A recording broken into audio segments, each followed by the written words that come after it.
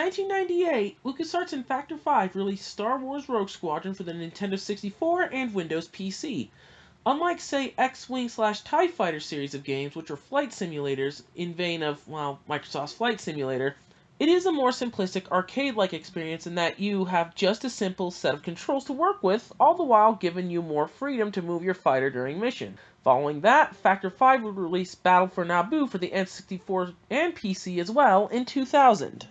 The other sequels, Rogue Leader and Rebel Strike, however, did not get a PC release and were instead exclusive for Nintendo's then following system, the GameCube.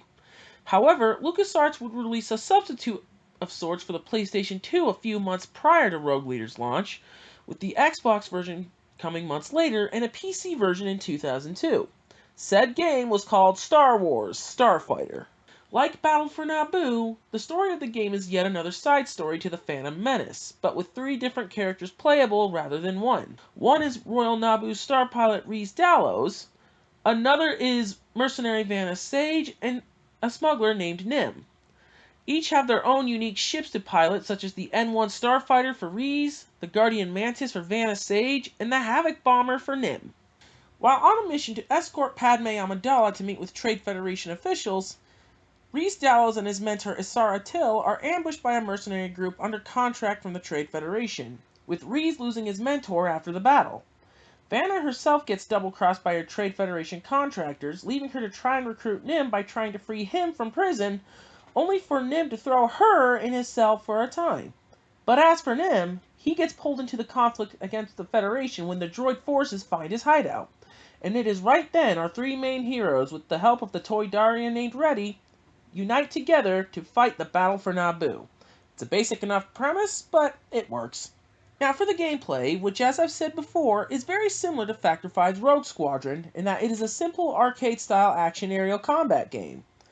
However, there are some notable differences in that, unlike Rogue Squadron, there is a slightly better targeting system that shows the player health and shield meters to determine how long a ship stays alive, and there is a sniper zoom allowing the player to get better sight from distant foes headed their way. Another difference is that each ship is unique to the 3 main characters. Rhys has the standard N-1 Starfighter with regular torpedoes, Vanna has the Guardian Mantis with tagging missiles that replenish over time, and Nim with this Havoc equipped with ion bombs that again replenish over time. All of them matching each character, and with more ship to unlock as extras, there's plenty to work with. Speaking of extras, besides starships, more additional levels can be unlocked once you earn gold medals for most stages. Though the PC version seems to be missing the multiplayer modes on the console versions, not even featuring online support, which is a little bit disappointing, but not a huge deal for me as I've done mostly single player these days. For a simplistic arcade-style shooter set in the Star Wars galaxy, the game does its job in playing pretty well on the PC, as the frame rate runs pretty smoothly, which improved upon the slowdown I experienced on the PlayStation 2 version sometimes. Though I will say on both systems, it looked pretty damn solid as well, at least for its time. But one thing that is pretty dang disappointing to me is that the campaign is fairly short, but does give at least some replay value by going back to levels and unlocking playable missions and ships. Still, it doesn't last too long even then. In the end though, Starfighter is definitely worth playing if you enjoy the Rogue Squadron series, and if you can get it for cheap on consoles or wait for a Steam sale, you'll definitely get some value out of it. Star Wars Starfighter gets an 8 out of 10.